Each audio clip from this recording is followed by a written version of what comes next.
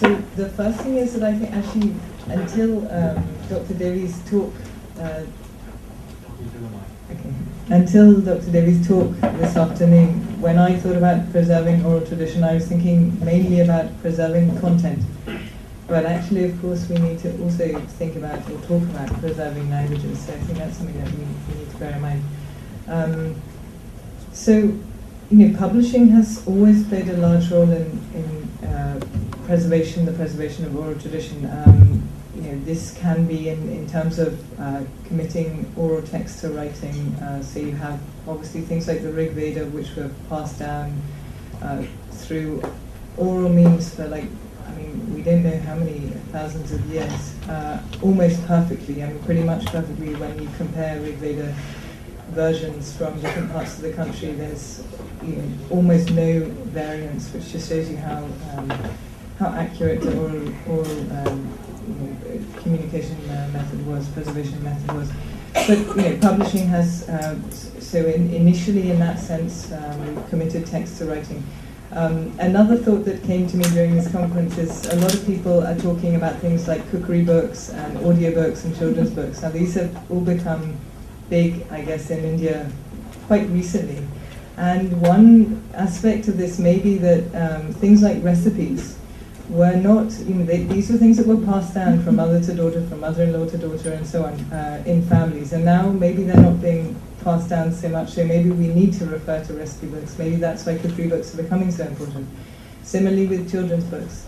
Obviously, an illustrated children's book is a slightly different thing, but a plain children's book or an audio book, which is telling a story, is in some ways replacing that traditional storytelling that we had, that you had in India and we had in England probably, maybe 50 years earlier.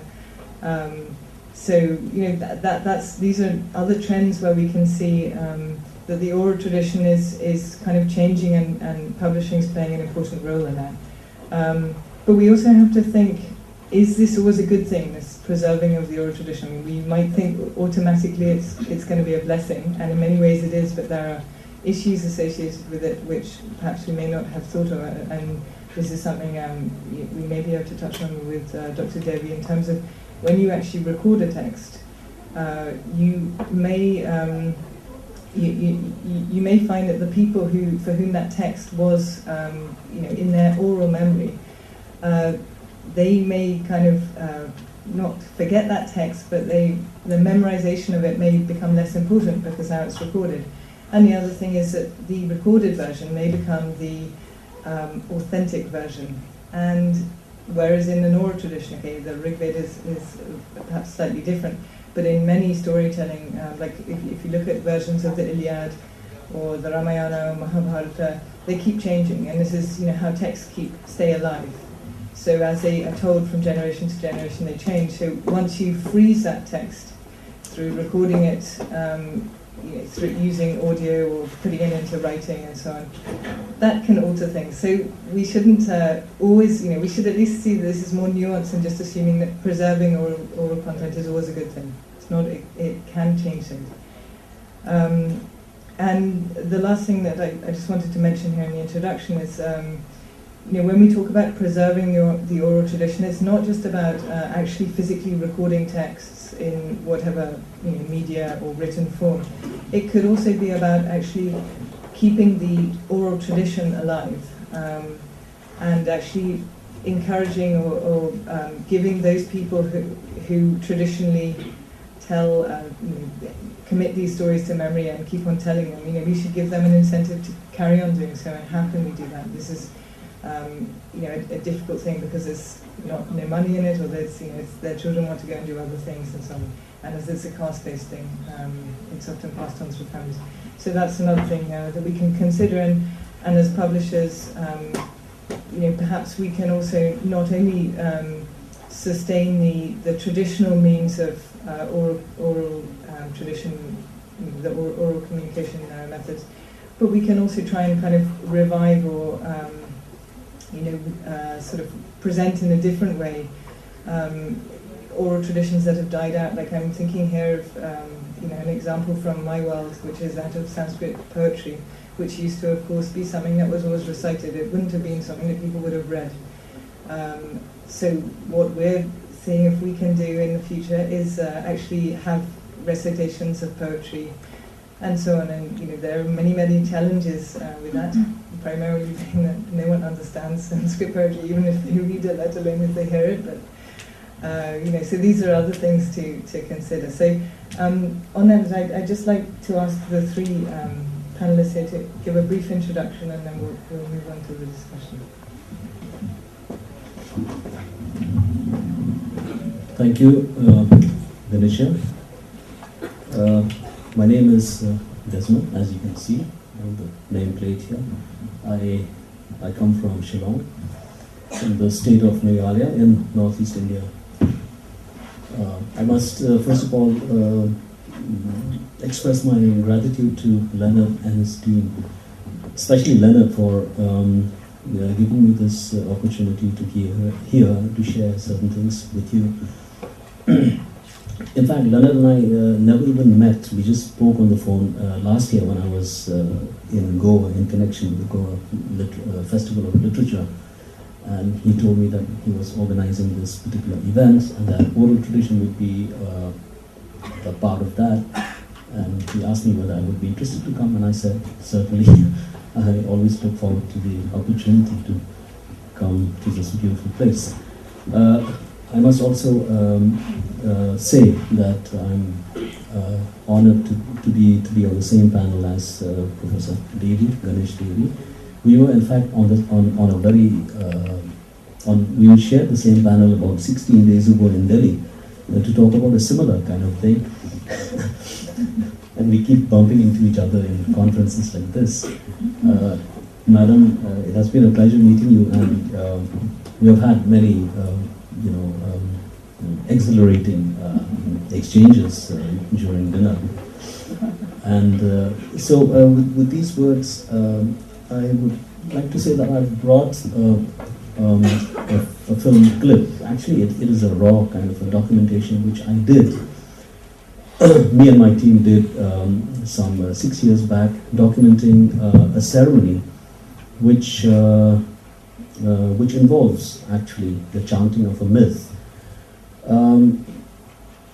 It is a combination of the chanting of a myth and the singing of a folk epic belonging to my community.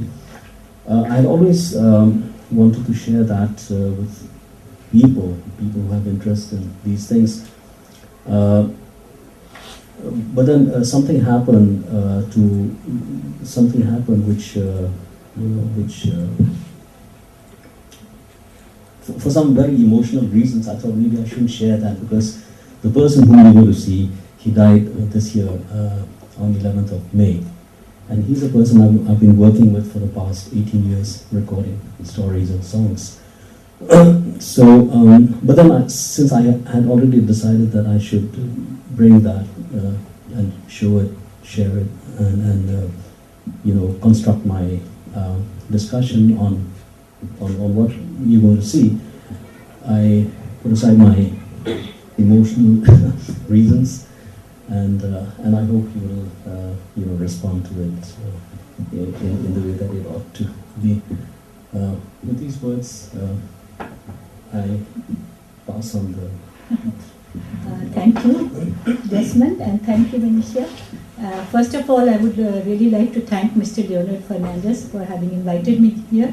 It's been a very, very interesting and very useful last 2 days for me, and I must say I've learned a lot from coming here and being with you and talking to everyone.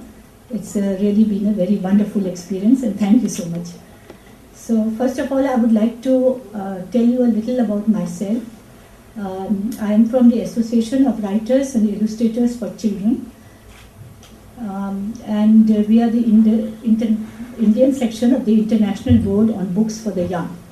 So you must be wondering what we are supposed to be doing over here, because we are actually no expert. We are not really experts about anything particular, but we do write for children. And I feel that children are the carriers of tradition from one generation to another.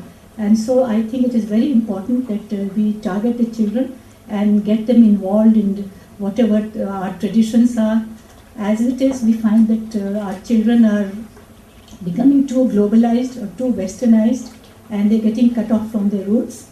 So I think it's a very good idea that Mr. Leonard Fernandez has arranged this particular session, because people like us who are dealing with children will get a chance to talk about the oral tradition and how we can preserve it with whatever ways we are capable of doing. Like, we are writers, so we are capable of writing, of printing. Then there are experts, all the e-book experts and the techies who are going to do it their way. And then there are the publishers who are going to present everything to the child, who I think should be the target. Now, as far as AWIC is concerned, we do a lot of work with children and books. We try to bring books to the children through the promotion of the reading habit. We run a number of libraries in rural areas and in slums, and try to reach books to them, because these children have no access to any books at all, no reading material at all. And now that we are talking about iPads and gadgets and all kinds of things, I think first of all we have to see that at least they get some printed something and learn to read before they are able to use anything. Even gadgets and all, you have to first of all learn to read. So we want to promote the reading habit and introduce books to children. In rural areas, in villages, there is the Sarv Shiksha Abhiyan and everything, but still the literacy is still not there. Children are really not literate enough to use any technical gadgets or read any books or do anything at all. So I think we feel that storytelling also is a very important part of children's education and bringing them up and getting them acquainted with their own culture. So we are also doing storytelling. We organize workshops for authors to help them to write for children. And we have competitions for writers and illustrators. And we try and get their books or their stories published somewhere or the other. And if no publisher takes up their stories, then we publish them ourselves also. Then we do translation work. We do research in children's literature. And we give awards to creators of children's literature and also to child readers. We give AWIC honors to writers, illustrators and researchers, and for reading promotion. And yes, we also have a Children's Choice Award and Bal Priya Puraskar, which we give to books that are selected by the children. We have also organized seminars and conferences, both national and international. And you will be happy to know that one of the conferences that we organized was on storytelling. So this is a copy of the proceedings that we printed after the storytelling session. We got storytellers from all over the world, and they showed their traditional ways of telling stories, both traditional ways as well as innovative ways. And it was really a very delightful session, this international session. Then we have exhibitions and of books, and we display original illustrations of children's books. So we are doing all kinds of things to promote the reading habit and to reach children through stories. We encourage stories and original stories, also folk tales, but we don't really do textbooks or academic things. We want to give joy to the child. He must enjoy reading. That's what we try to do. We have also published books from time to time, and we also have a journal called The Writer and Illustrator. It's a quarterly journal, and it has all kinds of information about what is happening in the field of children's literature. Then we have published a Hindi Bal Shabd Kosh, where we have used beautiful illustrations and sentences made with the word, so that the child really understands how the word is used. We have taken out alphabet books in Hindi, English, Tamil, Urdu, Oriya, Bengali, Gujarati and Telugu. Then we have published some books also. There are some folktale books which I would like to show later on. So this is what we are doing through our organization. And as far as stories folk tales and all are concerned, I think that is, we will have to promote them because folk tales are getting lost. Now that children are reading so much of literature from the West is flooding the Indian bookshops. Heroes are not from Indian epics anymore. Rather, Percy Jackson, Harry Potter and Alex Rider have taken the place of Arjun, Abhimanyu and Karn, especially for older kids from the English educated elite. Younger kids too are reading books like Jeronimo's Stilton instead of reading about the antics of a Ganesha or a Krishna.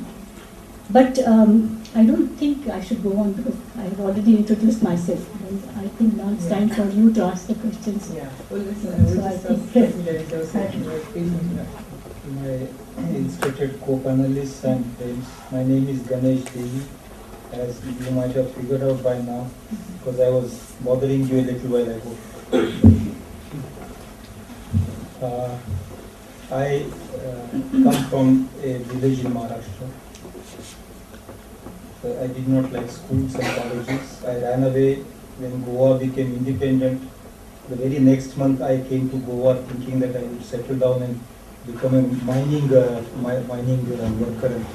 But there, while I was working at Pai, I came across a little book. It was a language I barely knew at that time. It was the English language. And somehow I liked the book. I decided I must study this language. I went back to college, studied English literature. Then I went to England, studied more English literature. And then, because it was getting a bit too late, I got into university, taught, lecturer, professor. I became professor in Baroda University. Because of this alarming statistics about languages had started bothering me in those years, I decided to draw on the map of India the spots where the languages are going down. And I noticed to my amazement that this was a contiguous kind of line cutting through India, the middle of India. If you imagine India in the map of India in the form of the flag of India, the white part, the blank part. And it occurred to me that this is tribal India. So I wanted to know why the tribals have been sitting next to each other all the time, why their languages are gone or going, and why the Indo-Aryan and the Dravidic languages did not form a single language family, though they did, in this. These were some naive questions in my mind in those years. And so I thought, because I've been a simpleton, I thought I must simply leave the university, take a tape recorder in my hand, go out and document all the literature that tribals have in this country, because the whole continent of culture is getting submerged. And I find tribals extremely civilized, far better than my tribe, far better than me, my tribe. So I did that. I left the university, and but I could not buy a tape recorder. I thought I would do it later. I started going to tribals, Adivasis I call them. I don't call them tribals. And I proposed to the Sahitya Academy 50-volume series. 18 of those I already published, bilingual books, Adivasi language and English and Hindi, or English or Hindi translation as well. Then I became very uncomfortable. I started feeling ill at ease doing that, because I felt it was only giving entertainment to people like me without doing much for the Adivasis. Because the Adivasi had never come and told me that he wants to be seen in the cities. Because I was trying to make him see. So I changed my path and I started producing books in Adivasi languages for Adivasi communities. And that had tremendous response. So many thousand villages started receiving this. People came forward, and out of these people came up the Adivasi Academy. which people tell me that I have founded. But actually it is the community that has founded. It's a place called Tejgarh in Gujarat, which is a university like, but with the Adivasis run. And many things are done there. Craft, music, dance, literature, microcredit, food grain banks, water harvesting, filmmaking, publication, dispensary, schools, everything. And of course, opposing the government. Everything. But no Naxalism. No Naxalism. I follow Gandhi in my way of life and in my thoughts. So the Adivasi Academy came up.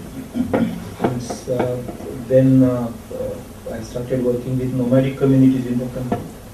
There are far too many. I'll talk about them later. So out of that came the Denotified and Nomadic Tribes Rights Action, which was a policy influence instrument. Then, because I knew so many Adivasis in the country, I thought it would be possible to do the linguistic survey. And since the government was not doing it, I decided to take up the linguistic survey of India. So I have done in my life all those things which I have left doing at one or the other time. Yes, and I write books in English, I write critical books, and I love Sanskrit literature. So I write about Sanskrit literature and so on. So I live in the classical world and the Adivasi world at the same time, very comfortably. You also written an autobiography? I did it just now. You'll record it for him. You were saying you wrote Adivasi books for the Adivasis. But I thought they were illiterate and there is no written script. Yes, we collectively developed scripts for their languages. Did you learn the But I mean, the chair has not announced questions. No problem. I think But I'll respond to this. No, as the discussion develops. I'll respond to this. The source was oral, but I thought I'd use the print medium. However, this magazine which I started first in one language, then in second, third, fourth, it went on to 11 languages covering Madhya Pradesh, Maharashtra, Gujarat area, Rajasthan, that the hill territory. The end was oral. It was being read out. We had identified one or another person in every village who used to read it out, and people did not read it. So we printed 4,000 copies. We went to 4,000 villages, but the copies did not go as books. They went as speech aid, if you like to call it. So what was oral was being given into oral form, like a temporary loan, but the medium was print. Somebody read the book, Read out from the community. Some school teacher, somebody who had studied up to 6th standard, or college student. I have a question. Yes, sir. I can just speak up. No.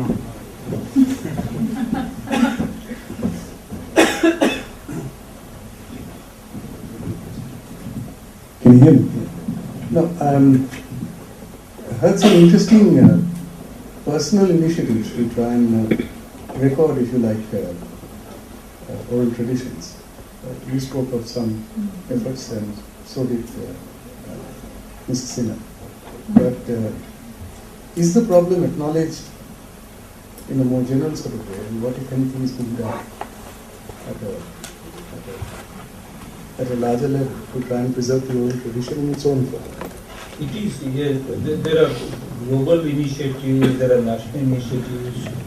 There is, let's say, foundation for oral traditions, or for foundations for tribal languages. The Sahitya Academy has a program. I think at different times, both of us worked as directors of that Sahitya Academy project and produced books. At university level, in many universities, oral traditions are studied. Anthropology in this country had changed its orientation entirely after they found that anthropology was becoming dangerous for us. So greater focus on oral traditions and documentation. In theatre, of course, you have heard of Habib Tanvir and so on, they use this. Writers, mainstream writers like Mahashweta, they use this. So there is a very wide-ranging concern over the. But does this amount to an organized effort, or is it just sort of sporadic? No, it is not sporadic, it is massive. And among the people who belong to those traditions, who are unfortunately not here, this is a live concern. They are at it in an organized way. There is a national forum for tribal writers and so on. They call themselves writers, just as some of our friends were calling that thing book. It is there. It is that the publishers forum, because it deals with the written language, has not so often crossed paths with those who are talking about the spoken thing. But between the two, the world is complete. Otherwise, it is half and half. Yeah, one more question here.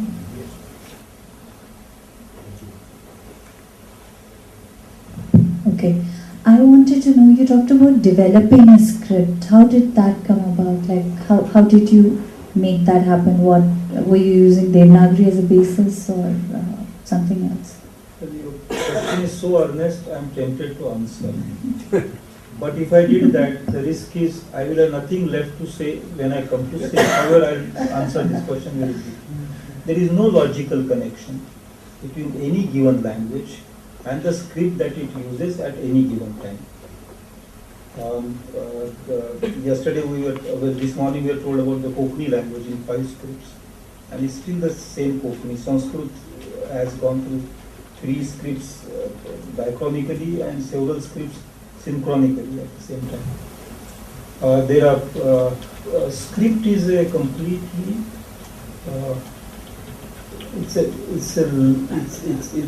an addition coming from very different quarters. The basis, the foundation of script is in the numerals, and the marks for numerals subsequently became letters in the history.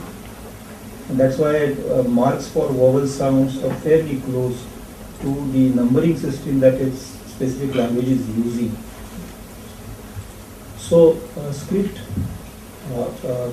as any script can write any language in a way, almost. Just as no script can write its own language fully. I mean, I know linguists will say this particular sound is not captured by the script, therefore for diacritic marks and so on. But even diacritics do not fully solve the complexities. Diacritics help, particularly to someone who is not used to that. So any script can work for it. If you are working for children or adults belonging to a specific district, then there is a language environment there, script environment, and therefore you have to look at what scripts are closest to them. But their own script also has a sense of pride, and therefore it cannot be a complete copy of Devanagari or the Gujarati script or Bangla script. So it has to be like Bangla but different from Bangla. It has to be like Gujarati but different from Gujarati.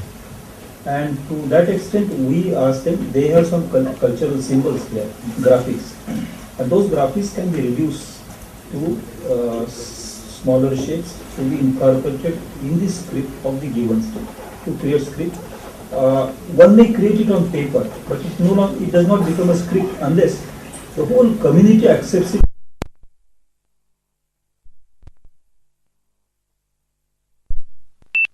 And when people start 5th, 10th issue, they send a contribution and they start writing like you. It has become a script. So this is what we do. But I have not actually used different geometrical forms completely innovatively, as none of my human ancestors ever used. Not that way. It is recycling. It's you turn some rubbish into a useful thing, something like that. I would just like to add by giving you some concrete examples from the Northeast. We have a community in Assam, the biggest so-called tribal community called the Bodos. Now, this community is experiencing a lot of difficulty because the writers are they have this community of writers who are torn between using the Roman script and the Devanagari script. A similar example is found in the state of Tripura, where the tribal people there speak a language called Kokoro. So there also the same kind of situation exists, and it is aggravating even the insurgency issue, in these states. Coming to my community, I speak, the community is called Khasi. We also speak the language called Khasi. We were given a written script by a Welsh missionary in 1842. But as Professor Davy says, still there are lots of dissatisfaction because of the diacritical symbols that do not really correspond to many of the words that are functional in the language. So I hope this clears the...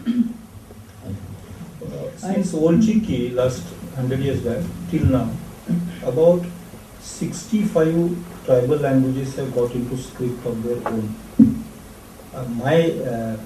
I feel tempted to bring them together and ask them to develop a script for the English language, which does not have a script of its own till today. Just, Dr. V, I mean, one thing you said that any script can be used for any language, but I mean, I would have thought that giving the example of Sanskrit or any Indian language. I mean, as far as I know, almost all of the Indian scripts are basically based on this syllabary pattern, which Sanskrit uses. So if you're writing Sanskrit in, Tamil aside, because that's going to have a different issues where certain consonants are missing in the written form.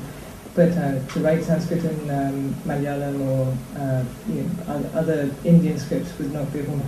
But if you're talking about writing an Indian language in the Roman script, obviously you have the use of diacritical marks as well, but it's fundamentally it's an alphabet, not a syllabary. So does that, Indian languages, I would have thought, lend themselves better to Indian scripts.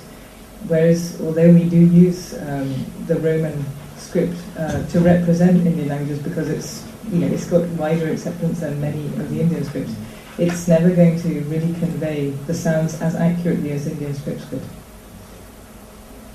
I will not disagree with you, and I will not agree. If there is a choice, then one can choose the better among the two or several. And if there is no choice, and the question is of people's dignity, their remaining alive, their remaining on their land, then you use an instrument that comes handy.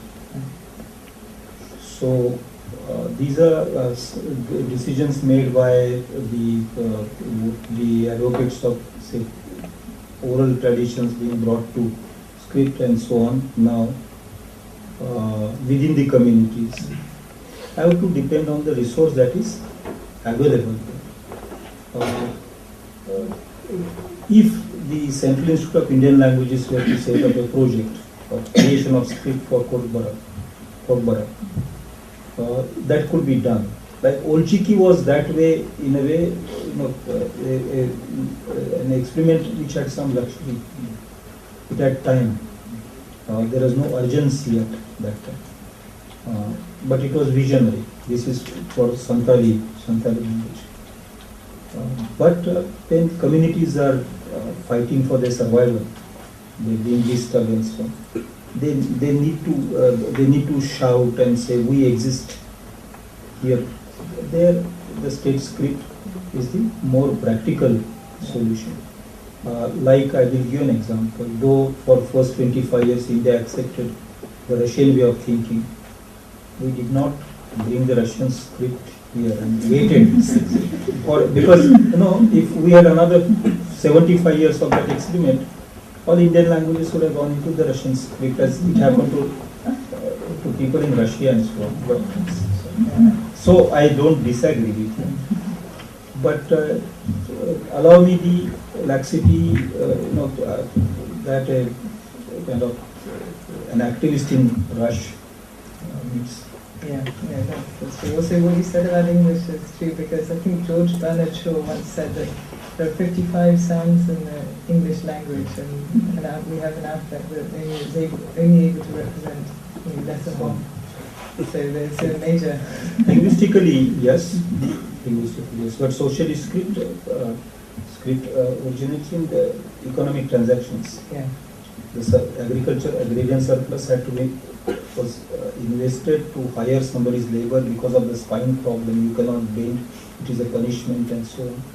Hunting gathering did not require the use of the spine the same way. And so when the agrarian transactions became more complex, then you have to start making marks and so on. So scripts, actually languages don't need scripts. Languages never ask for scripts. We have gifted scripts to languages. So a language never says this script is not appropriate for me. But we think it's like the designer clothes. A designer thinks that my shirt is not that good, but for me it is okay. Yeah, I think, okay, we'll have one more quick question, then we'll just move to the video and one more demo we want to see. It's more of a comment actually, just because we're on the subject, I don't want to lose the track. I speak Konkani too, and it's Mangalorean Konkani. I think the problem comes when you're multilingual. Like, I studied Hindi in Devanagari, so for me, the syllables or the phonetic sounds of Hindi, Devanagari represents that phonetic sound. So when I try to read Konkani in Devanagari, it becomes a challenge because there are some sounds that are not the same. But I'm reading in that script, so I tend to relate to that, the Hindi phonetic sound, and then it sort of disturbs me because it's not really communicating back to me the sound I'm used to, or I should be reading in Konkani.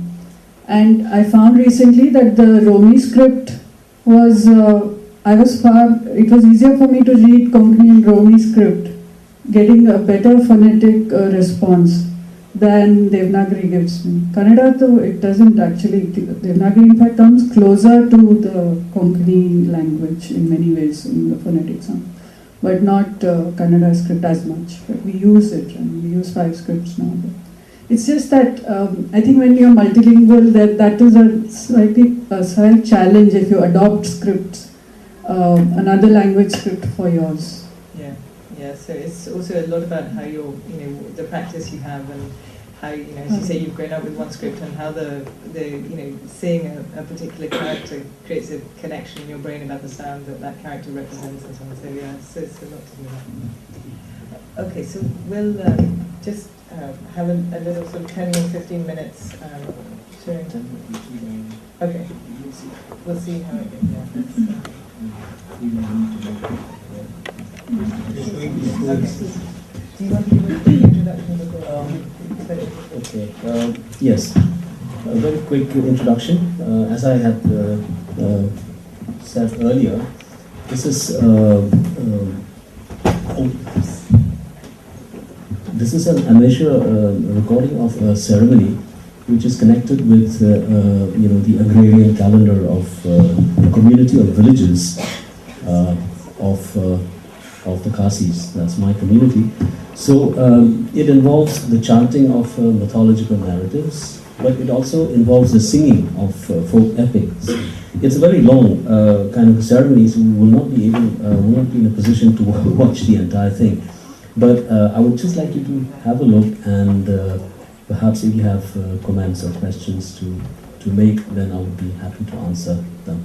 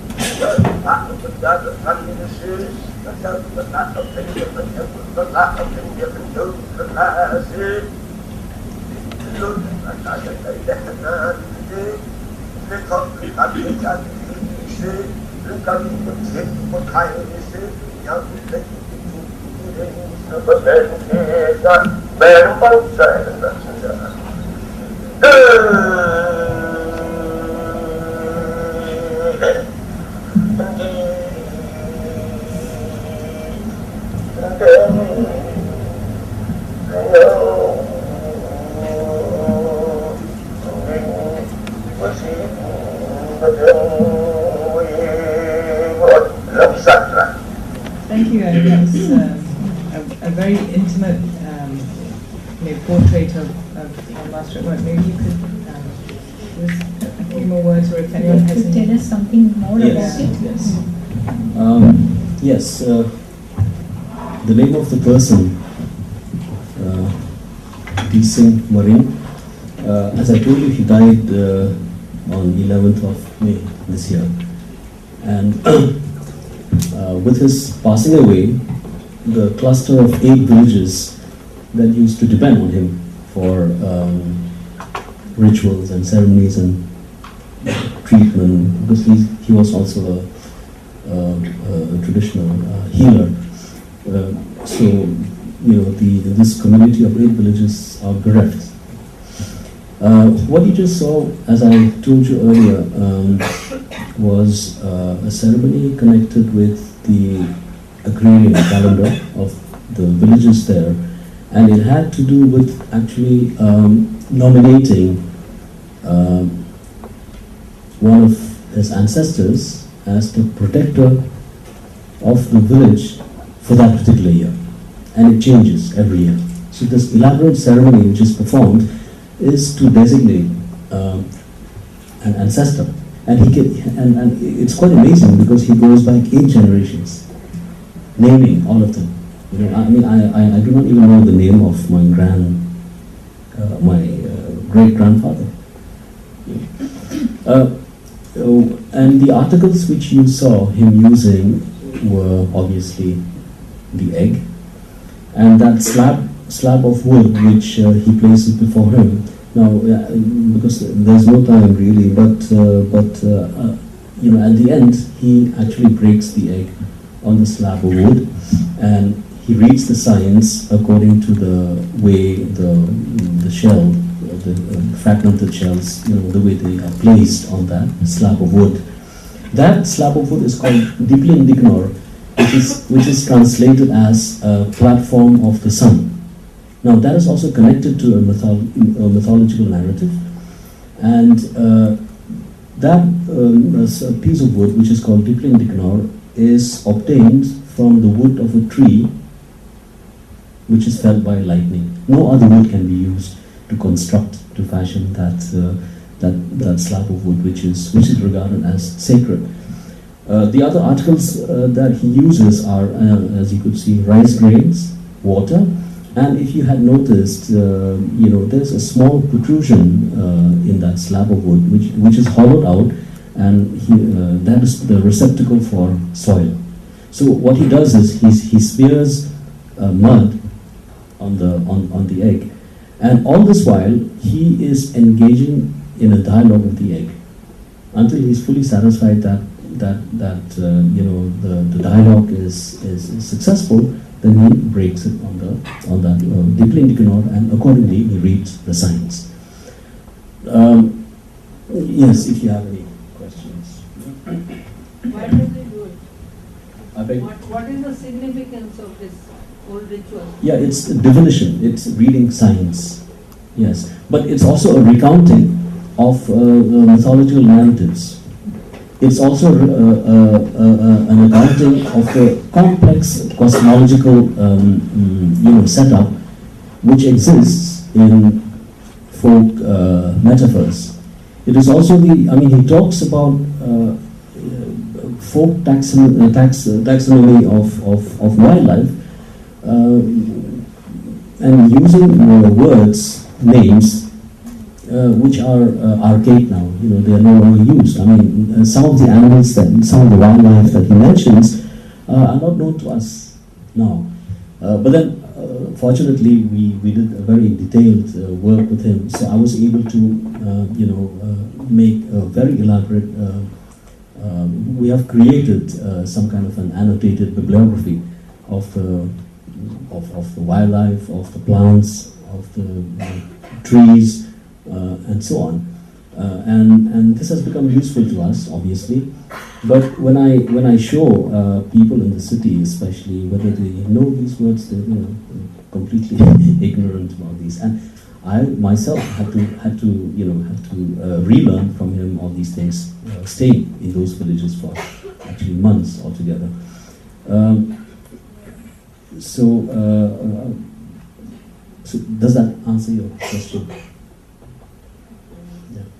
Were there the costumes, the traditional costumes?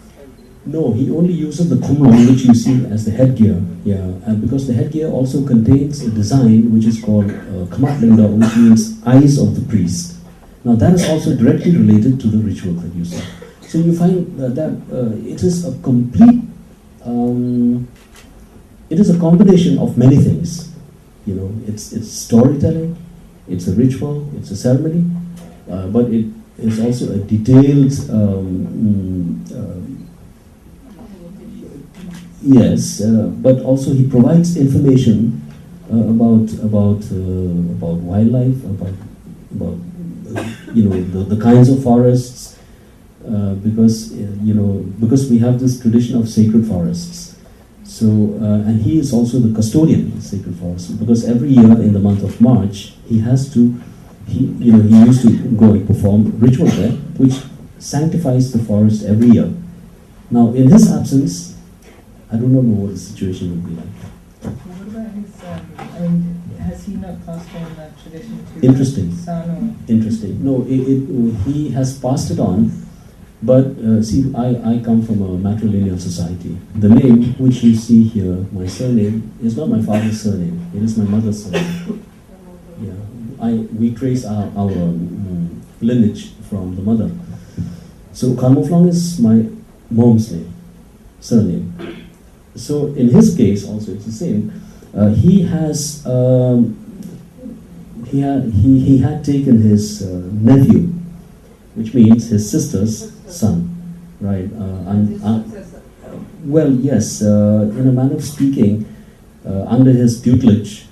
And he has been, he had been doing this for a very long time.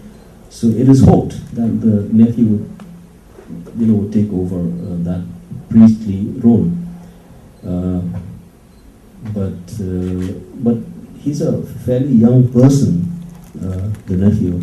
So it's a very challenging learning process for him, I think. Now he has nowhere to learn. He's learned already. He's learned, but I have reasons to believe that he has not learned the entire corpus of this knowledge. But were you able to make out, do you know the words and the meanings, and do you understand what he was saying? Yes. Would you be able to repeat it to us in some other language, in English? Some part of it at least? Yeah, as you could see, it's a very dramatic kind of a monologue that he carries on there. And there are parts when he imitates, sounds of animals and so on. Sound of the rooster, because the rooster is very essential to that particular ritual. I'm familiar with some words, but there are words which I'm not familiar with, and I have reason to believe they are like formulas. They formulate, and many of them, as I said earlier, are archaic. For instance, the word turam. Nobody knows the word turam what it means anymore, but actually it means, he told me, it means wild goat. So these are the things, these are the words which we have collected in this bibliography. And I think it's a very useful thing that we do.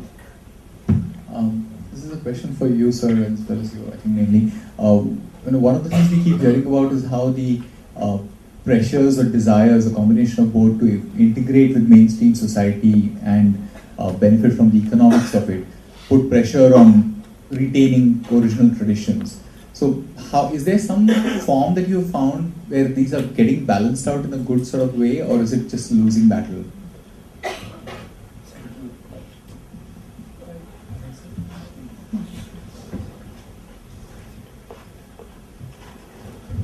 The battle has just started. It's a long way to go. One thing is, the oral tradition in this country has been 3,000 years. Tradition of print literature is 200 years. The nomadic communities number 191. They got about 140 languages, and there is no nomadic community in the country that has its literature in the printed form. It's just beginning to appear. Some writers from Kaikadis in Karnataka and Andhra and Maharashtra, they written like Lakshman Mane, Lakshman Gaikwad and those.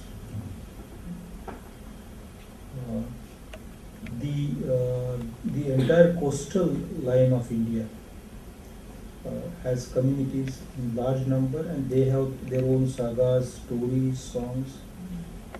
So the print literature is at the center, it has centrality for us.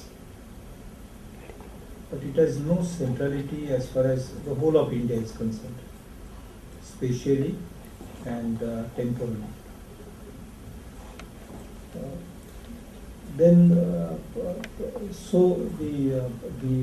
Whether these traditions are being drawn out, or these communities are being drawn out for economic gains, actually in most cases I notice that these communities they feel that they are being compelled.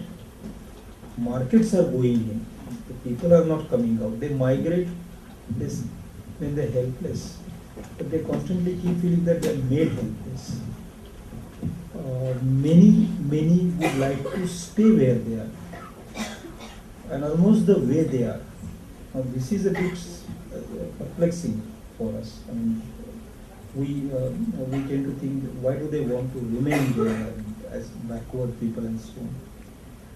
But they have a different perception in many ways. But when you become helpless, like many of us became like the British and the Americans,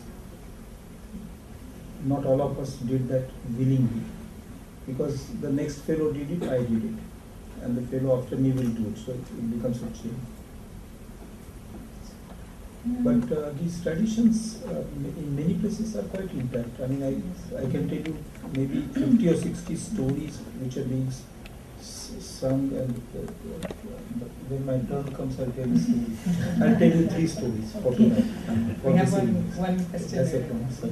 I want to. Okay, let's Yes, as I told you earlier, it was the Christian missionaries who introduced the Roman script, who reduced the Khasi language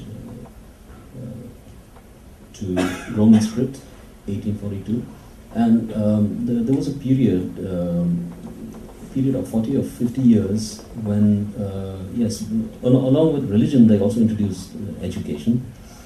And for a period of 30 to 40 years, primary school sources were actually derived from the biblical texts, from different chapters of the Bible to suit according to the evangelization missions. But what happened in 1899 was very historical in the sense that, the Khasi community is perhaps the only community of tribals, so-called tribals, in the Northeast that have successfully resisted the incursions of Christianity. There are still 40% of Khazis who still adhere to the indigenous faith. Okay, whereas if you look at examples from Nagaland and Mizoram, you find that they have totally, Mizoram is 100%, Nagaland is 99 points, yeah. So what happened was that there were these Khasi scholars who took advantage of the Western system of education in order to combat Christianity or the influence of Christianity, and they brought out books, huge books, huge corpus of written material, exegesis on the because the religion was largely oral. But they had this agenda to convert it to written paradigms, and there was a very specific purpose for that. And they successfully implemented primers, that were used in primary schools, using these tales and fables from indigenous sources. Okay, so now at the primary level, you have kids who are exposed to not this, but to folk tales and legends and so on, which has replaced the biblical, things. Yeah, but then it can also work in a very dangerous manner, I think, because it's a complex situation in the Northeast, where in each state more than 7 distinct languages are spoken. Manipur has about 21 tribes. Arunachal has 29, right? In Assam, the dominant Assamese is there, but then you also have the ethnic communities, the Karbis, Bodos, Tiwas, and Mishins, and so on. In my state, 3 dominant tribes, but then you also have other tribes. I was telling Sir the other day in Delhi that there's this community of only 5,000 people living in a very remote part of Meghalaya, but because the primary education system is in the hands of the district council, which is an autonomous kind of body guaranteed by the Indian Constitution under the 6th schedule, because primary education is in the hands of the council, now it has imposed my community's language also on this very small microscopic community. So it's tragic in that way, but then it's a matter of governmental policy. And people like me who speak against it, we are in the minority. I think one should attach some numbers to it, please. About 9 crore tribals in the country. About 6 crores non-tribal nomadic communities. Some nomadic communities are tribals. So together they are about 15 crores. And they're still there. They are around. There are no tribal communities in Europe. There are tribal communities exist only in the countries that were colonized. So it's a category that was created by the colonizing countries. You have them in Canada, in America, Australia, New Zealand, Africa, India, and so on. And of course, Thailand. In most other countries, they are finished. Only in India they remain. Or in Pakistan, we hear Osama was hiding in some tribal districts. In Thailand, in Asia, that there. In India, I think India has this unique distinction of somehow keeping the tribals alive till today. But we might pretty soon finish them off if we don't pay good attention to them. Like the good Congress. understanding, a deep understanding of this. What Like would the that Congress understanding be? man. So, what would that understanding be? So, as a person in the Do I answer that? Please, yeah. Okay, the understanding be in 1927, I think, young Varier Elvin, man called Varier Elvin, perhaps many of us have heard of him. If not, we need to know. He came from England as a fresh graduate. He had done his PhD. He went to see Gandhi, and then Gandhi was arrested at that time. Gandhi said to him on the day he was being taken to Yeroda jail that you go to Bastar and work there. So Elvin went. It was not that simple, but that's Elvin's version. So he went to Bastar, and after independence, Elvin worked there. Most of what we know of the tribes before independence, what we know now before independence, is thanks to the positive things, Elvin's work. The negative things came from many ideologies and so not these Sanskritis, but Orientals, European scholars. After independence, Elvin was made the advisor to the government of India on tribal issues. So he decided that they should be let alone. Some 30 years later, when his policies started looking like a doomsday policy for the government or whatever in the tribe, when Naxalism had come up, the government decided they should be assimilated. But in both these cases, nobody went to them and asked them what they wanted. So we decide for them what they want or what they must want.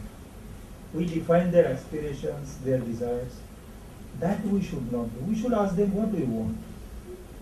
They have also contributed equally and equally significantly to the freedom struggle and to the making of this country from times immemorial.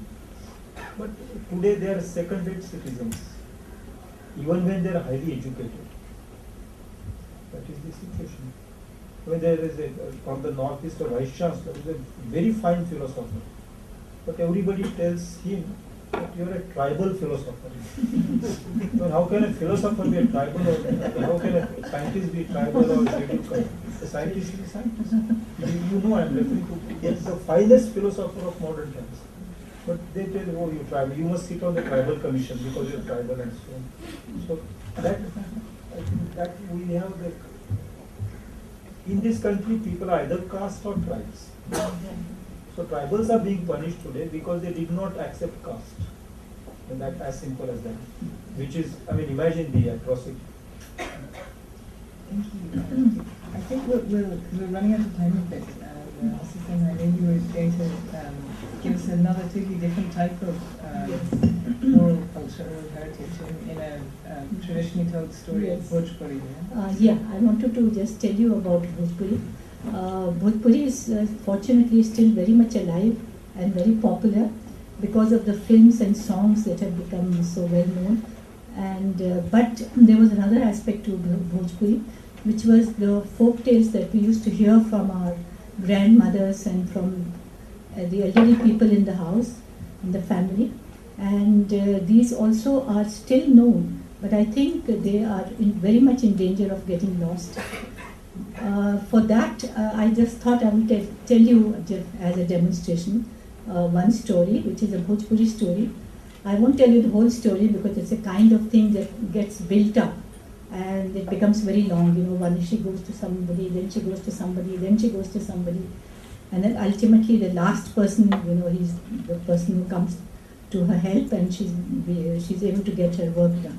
Now this is about a bird. Maybe you heard, many of you may have heard this story, but I just like to tell you because it's the way it is told. That's why I felt that storytelling is very important. You can't bring out the flavor and the color of a story if you write it down in print. It has to be heard, and not through audio. Maybe through audio it can work, but if a storyteller tells the story, that would be a much better way of catching all the local flavor. So this bird she's got a dal ka dana. I'll be using some Hindi words, and she wants to take it to her family or someone somewhere. So she puts it in the chakki, the millstone where they grind dal ka dana, and it gets stuck over there. So this bird, she wants that grain dal ka dana out. So she goes to the badhai, the carpenter, and she says, "Badhai, badhai, khuta pharo." Khuta is the chakki. "Badhai, badhai, khuta pharo. Khuta mein mor dal ba. Ka khaun, ka piyun, ka le pardesh jaun." The badhai says, "No, I don't want to do this trivial job. Go to someone else."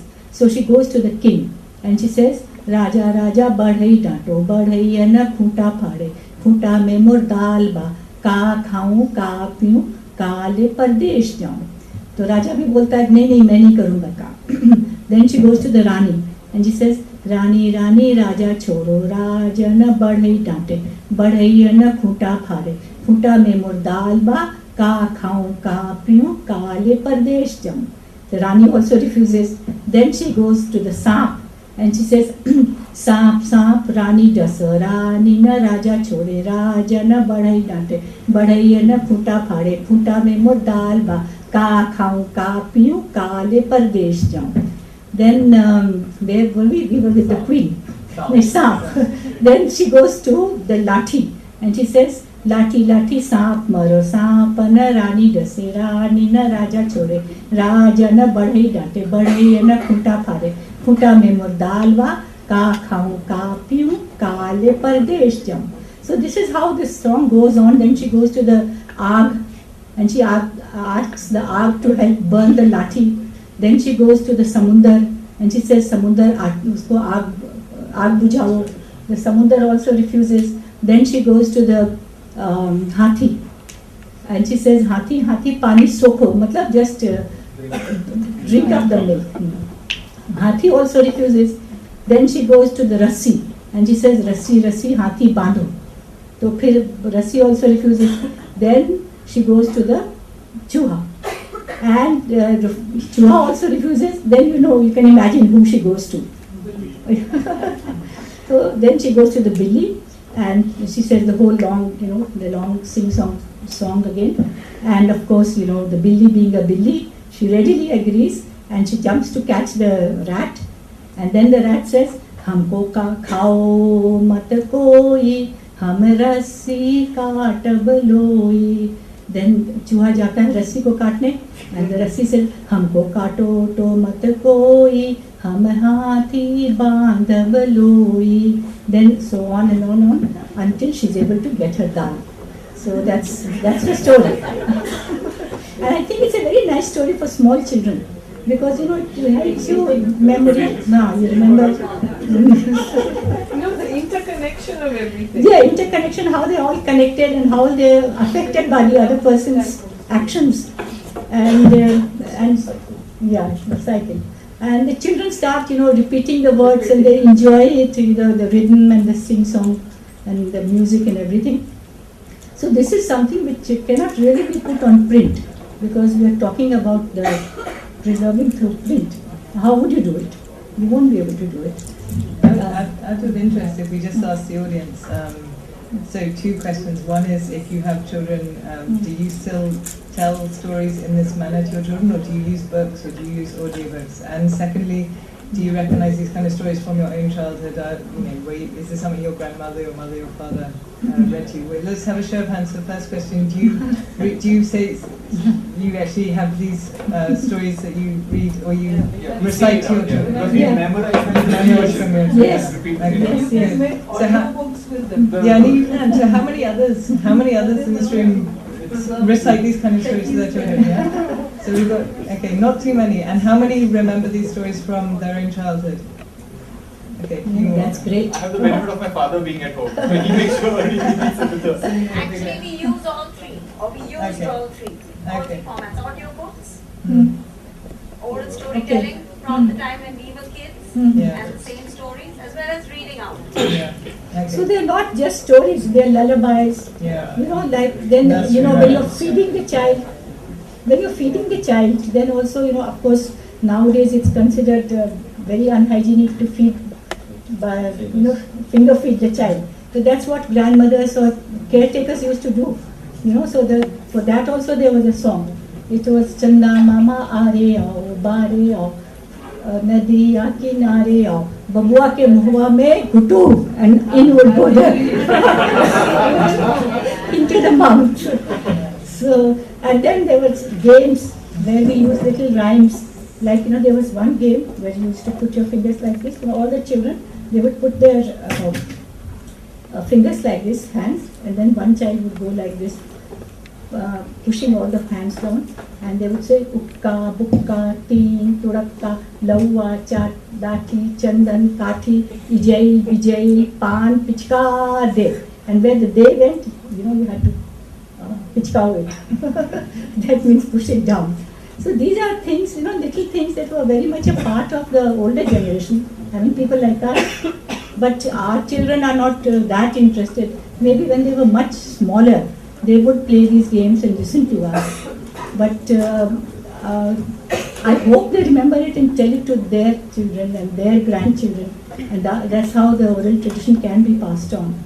And I mean, if okay, that would be the ideal situation. But I think, as we've seen from the audience, perhaps that tradition of oral storytelling, there are a few people still doing it, but perhaps not everyone is doing it. And although even if children are being, you may be telling your grandchildren these stories, and they may remember for a bit, but 50 years time, no, they will not. But I remembered it because it was told to me by my grandmother and my mother, so I remembered it. So I hope they will also remember. Yeah, then you may. Well, but if they don't, what are the other means that we can preserve these kind of stories? I mean, you said print is not an appropriate medium. No, I don't think so, because even the folk tale, it can be told to an audience and the children will react very positively. But if it is put down in print and the child has to read it, it won't have the same effect. Like if the same story is told by a storyteller. That warmth and that emotion and that bonding, it won't come in the same way. I don't know how this kind of thing can be preserved and So basically, do the mic.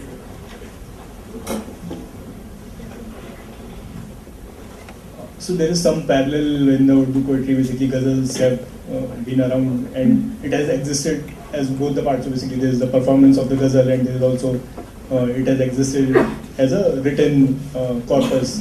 So basically, one aspect of it is that the performance cannot be replicated in the print.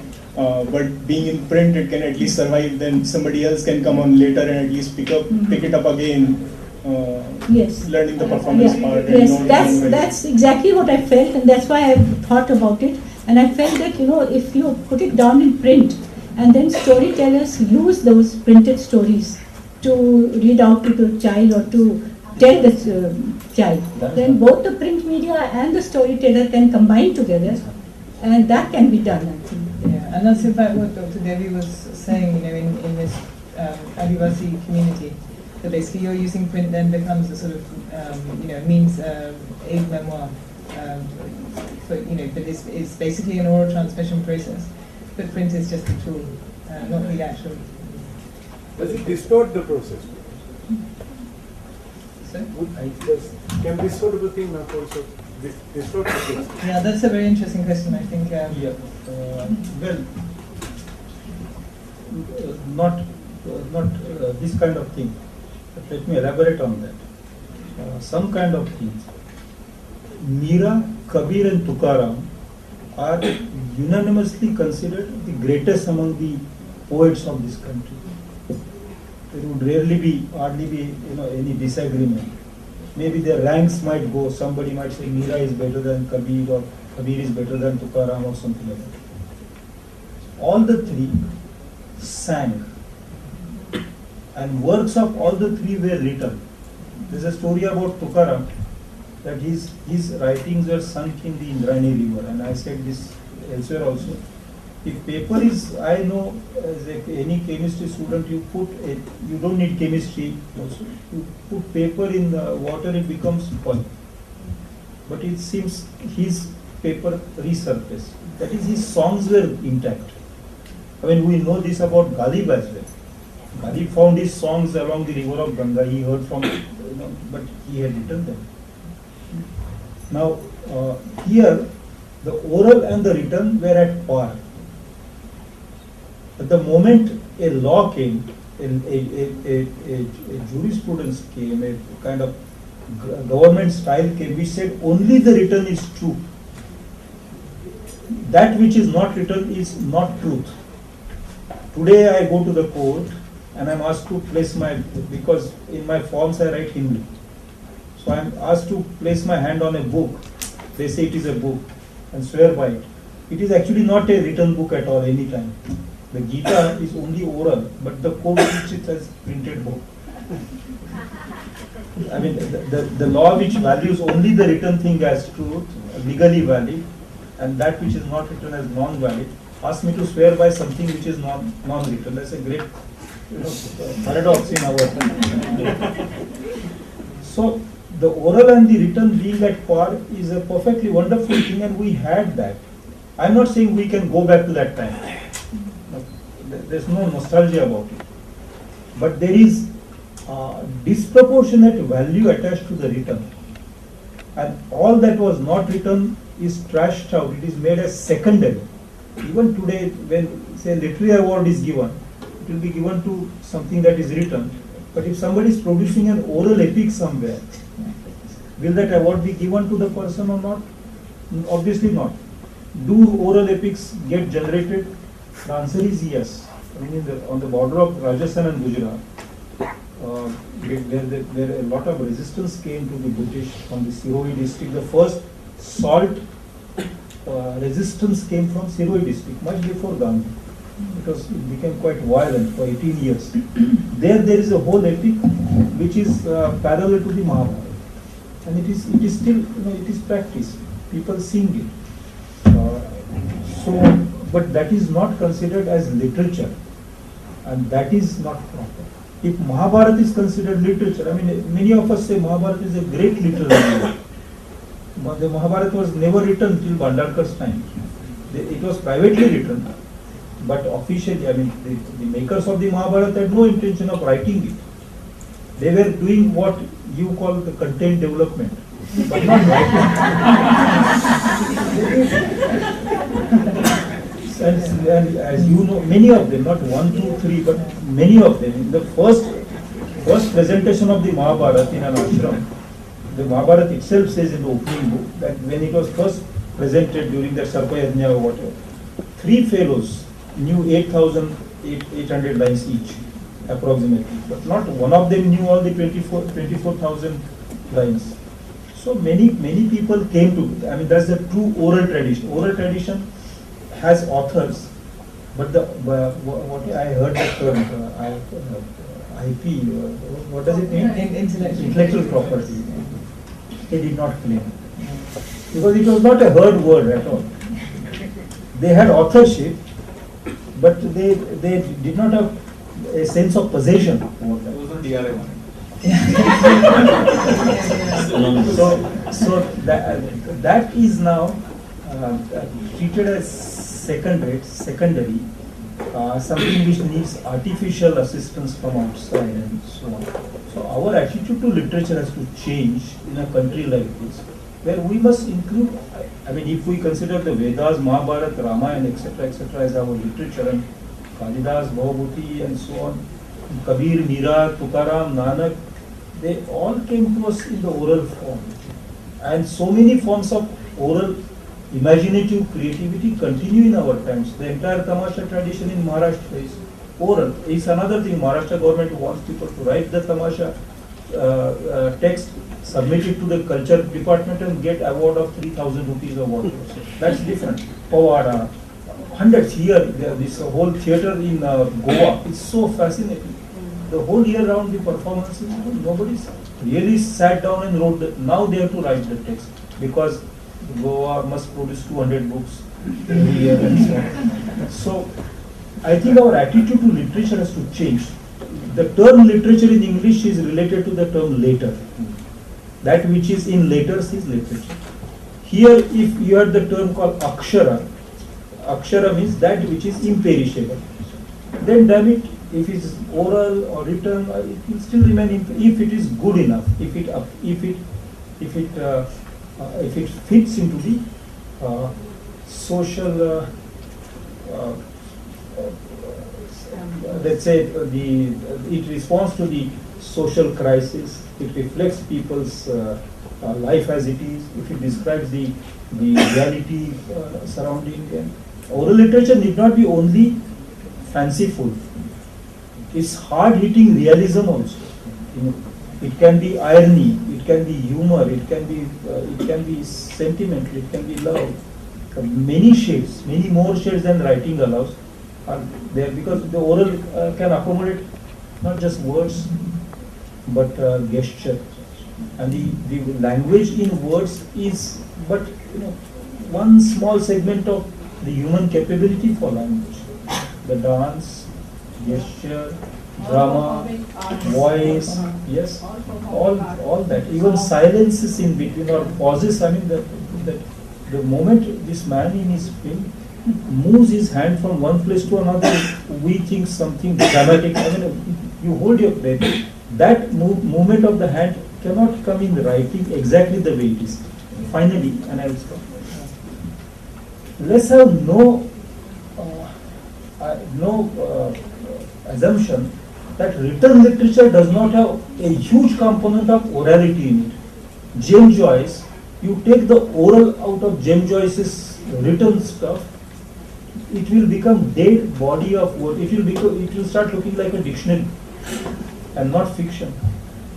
Or Hemingway for that, or Shakespeare for that matter, or Tagore, or anybody, any great writer, I'm saying that is Likhara, I mean, likhne wala, is first a speaker, because language which is primarily spoken is the basis of literature.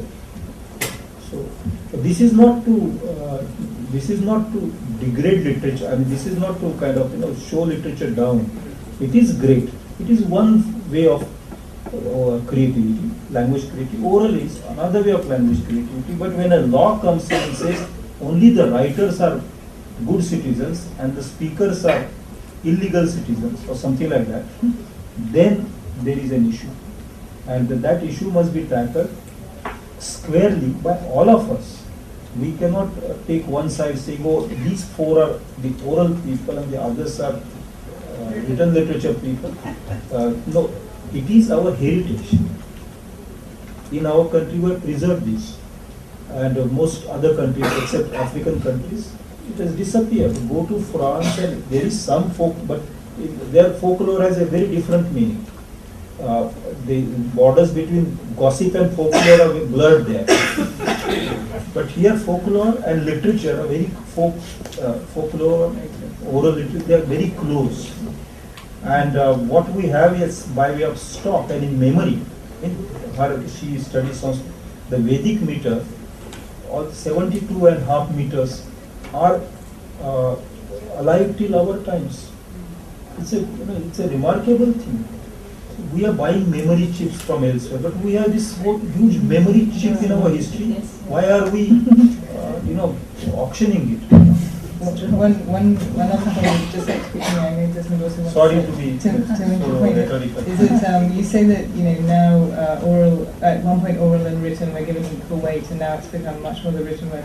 I can't remember the shloka, but there's a famous shloka maybe not that famous, but a reasonably well-known Sanskrit shloka which talks about several types of evil or bad people in this world, and one of those are people who write things down. So they're kind of equated to someone who runs off with another man's wife and so on. So that was a kind of that was how Sanskrit scholars at that time regarded the written word.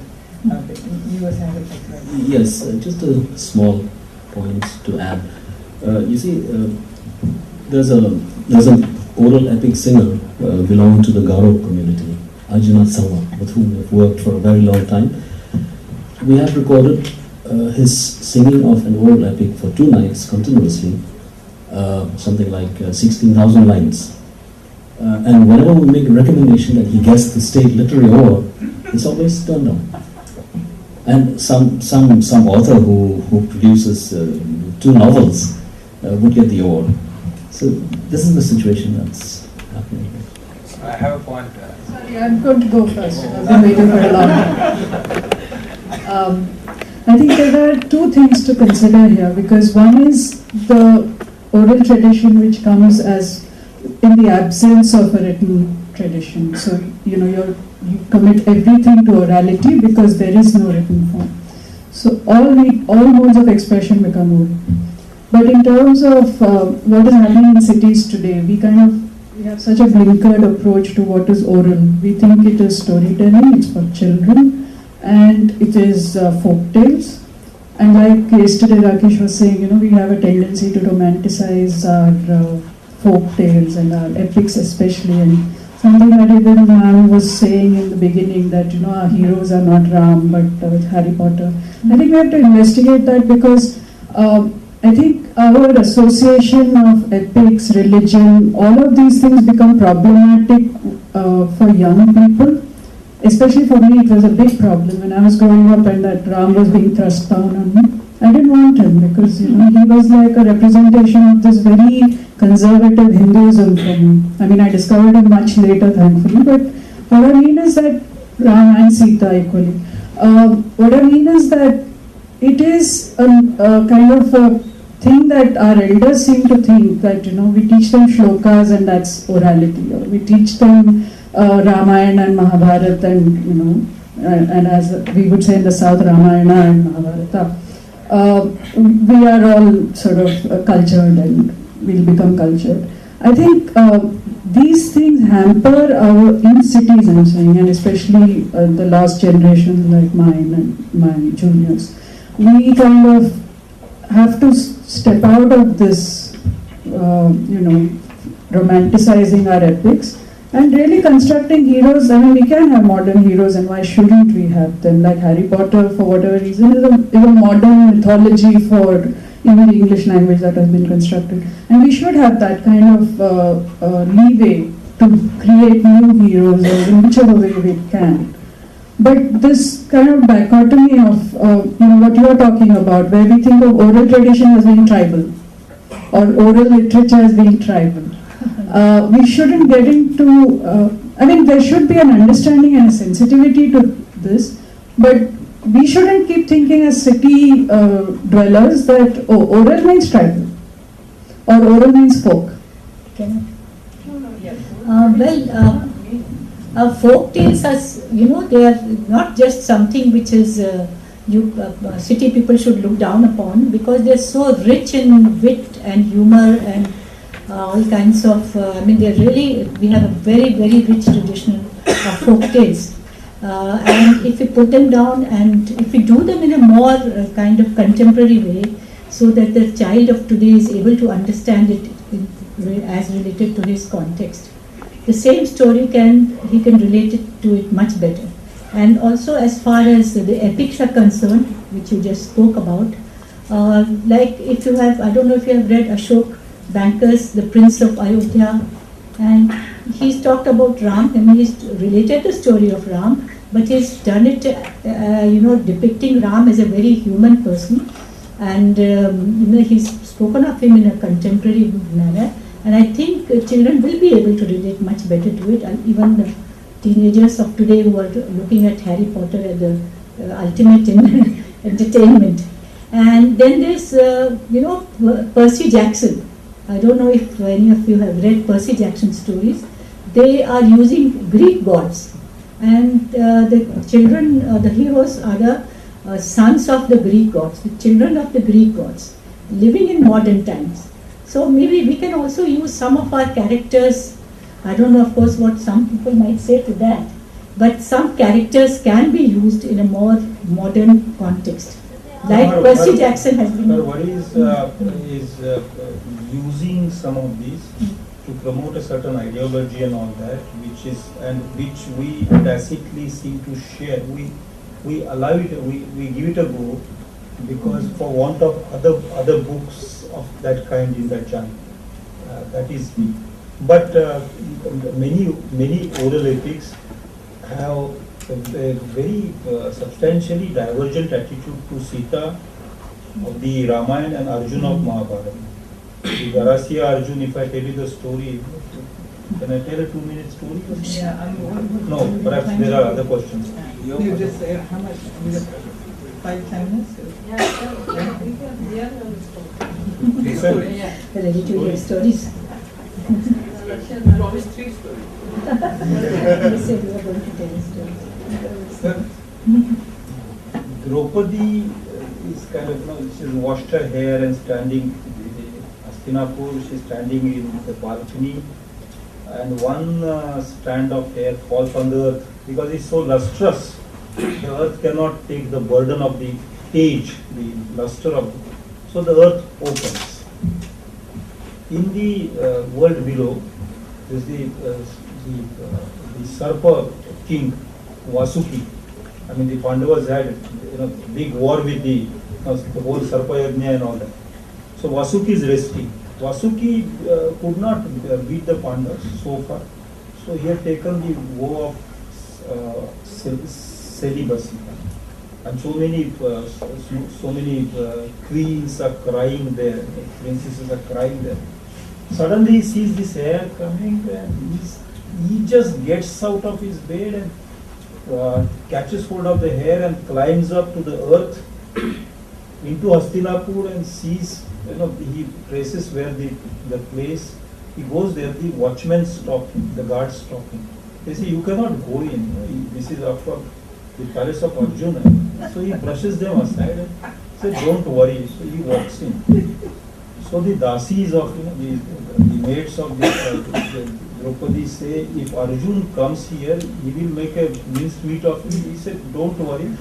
No? Let Arjun do his work in his office. I mean, in that epic, Arjun works in an office. That is the, like Shastri Bhavan office. So he walks in quite daringly and he demands that bath be made for him, and he demands that good food be made for him, and the likes to do that. But she says, look, I know you're very courageous, but if Arjun comes, you don't know what will happen. She says, don't worry. So he is in bed with Draupadi, and Arjun walks in because the epic says he had to do extra duty that day. So he comes in and Vasuki picks up Arjun, ties him to the bedpost with that hair, and Arjun keeps Arjun keeps pleading the whole night that please leave, you do what you want to do, but leave me alone. He said no, not till the morning. In the morning, Vasuki gets up, goes back to his place, and at that time he releases, because he has a sense of justice. So he releases Arjun and tells Arjun, you go to your office, I'll go to my Patala, and then I'll come back in the evening. Now, if you have such a version of Arjun in the Billi Mahabharata, then you don't have to worry about the spread of Hindutva through this picture.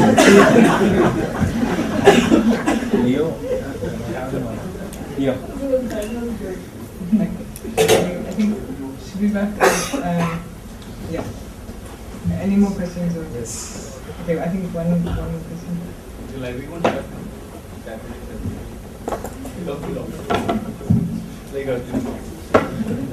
Thank you. I'll not take much time. I just want to supplement to what Professor Davis has said about the oral tradition.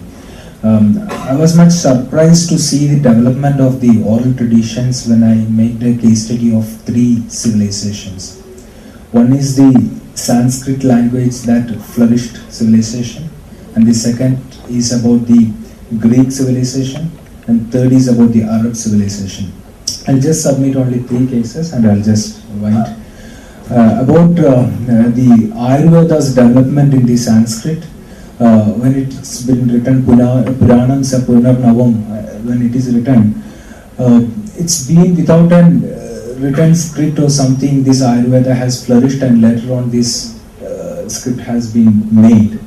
And once we come to the Greek civilization, what I the surprise is that the memory power of that civilization and the people of a era bygone.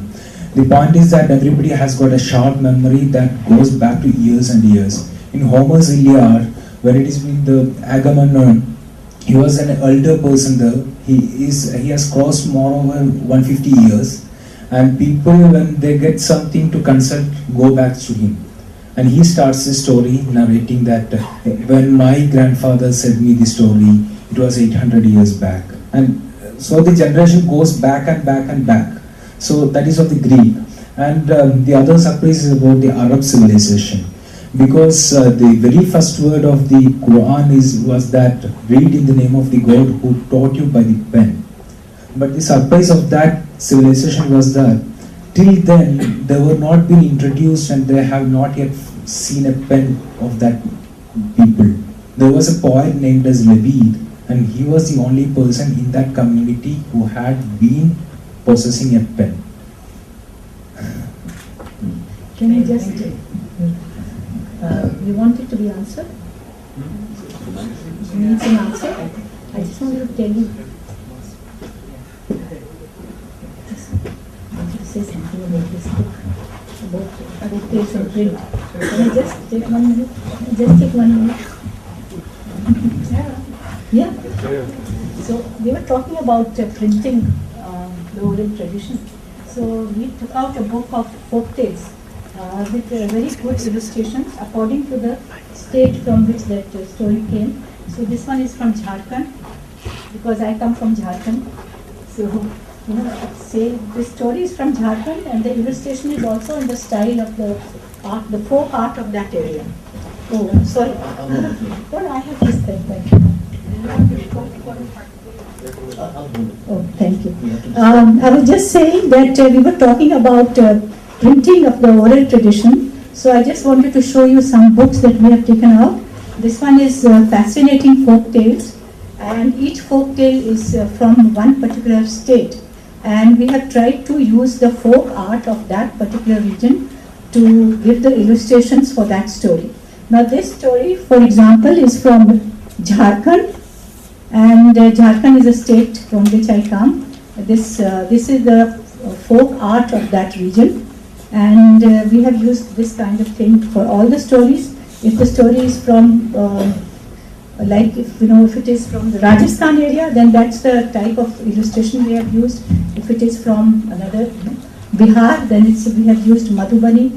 The story also is something which is related to Madhubani art, and that's how we have tried to create interest in the child. Because otherwise, if you just print out a book like this is a cheaper version of folk tales. The stories are very nice, but there are no illustrations. But it has to be kept, low priced. So we took out just the stories with very black and white illustrations. The stories, though, are very good. They should be read out and told. Just otherwise it's no fun. But are you paying royalties to the individual illustrators? This was published not by us. Some other publisher did it. I don't know what it is. But we paid quite a lot for this book, and therefore it became very, very expensive. So we, of course, we had got some funding for this book, so we were able to do it. This is also, it's called Once Upon a Time in India, and these are also folk tales, and these folk tales also have been really beautifully illustrated to attract the child. I'll just show a few pages, if you don't mind.